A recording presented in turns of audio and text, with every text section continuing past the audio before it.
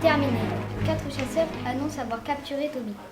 Tous les poursuivants se retrouvent dans la clairière, impatients de voir l'ennemi numéro 1.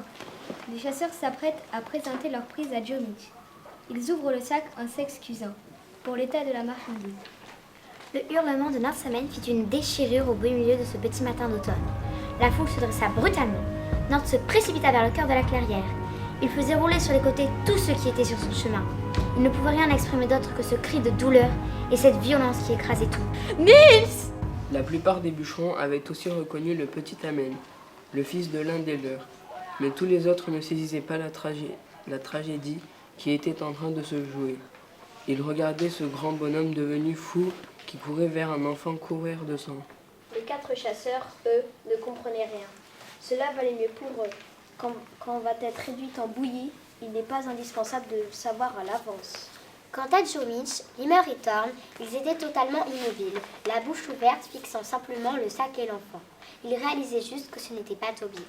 Nord se jeta au sol et prit Nils dans ses bras. Le garçon avait les yeux ouverts. Il regardait son père. Nors n'avait plus honte de ses propres larmes, qui recouvraient les plaies de son fils. Nils! Mon Nils! Nils avait un trait horizontal dans le prolongement des lèvres. Non pas une cicatrice comme Toby, mais un trait dessiné à la peinture. Un trait marron. Norse repensa à la description. 13 ans, une cicatrice sur la joue.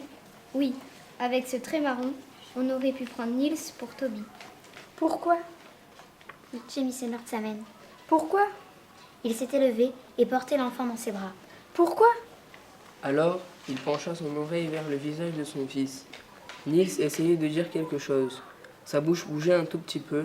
On entendit à peine un murmure, un souffle qui s'échappa de ses lèvres bleues. Pour Toby. Nord comprit d'un coup. Nils avait voulu sauver Toby. Il avait dessiné cette cicatrice sur son visage. Il s'était fait passer pour lui. Il avait interrompu la chasse de milliers d'hommes. Il s'était fait traîner 3 heures durant sur l'écorce rugueuse pour faire gagner du temps à Toby. Il avait livré sa peau pour celle de son ami.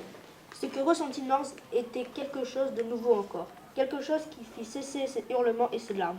Nors prit conscience du courage de son fils. Cet enfant qu'il n'avait jamais regardé vraiment, qu'il n'avait jamais écouté, son propre fils était tout simplement un héros. Un héros!